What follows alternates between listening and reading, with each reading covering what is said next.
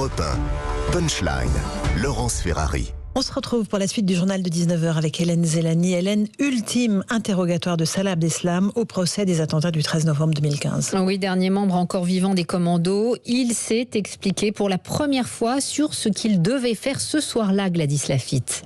Ah oui, et Salah Abdeslam a pris le temps, très calmement, d'expliquer à la cour la mission que lui avait confiée Abdelhamid Abaoud, le coordinateur des attentats, quelques heures avant le 13 novembre selon lui. Porter une ceinture explosive et me rendre dans un endroit pour me faire exploser. Ce sera un café du 18e arrondissement de Paris que son frère aîné lui a désigné un peu plus tôt dans la matinée. Et quelques heures plus tard, je vais rentrer, commander une boisson et là je vais regarder les gens autour de moi, rigoler, danser. Et j'ai dit non, je vais pas le faire, explique-t-il. C'est la première fois qu'il détaille ce renoncement qu'il avait pourtant déjà évoqué. Et jusqu'ici, le fait qu'il abandonne sa voiture dans cet arrondissement était resté un mystère. Salah Abdeslam le perce aujourd'hui. J'étais dans un état, je ne savais pas quoi faire. J'ai roulé avec la voiture et elle est tombée en panne. Elle s'est arrêtée, dit-il simplement, la main gauche en mouvement comme si cela l'aidait à refaire le fil de la soirée.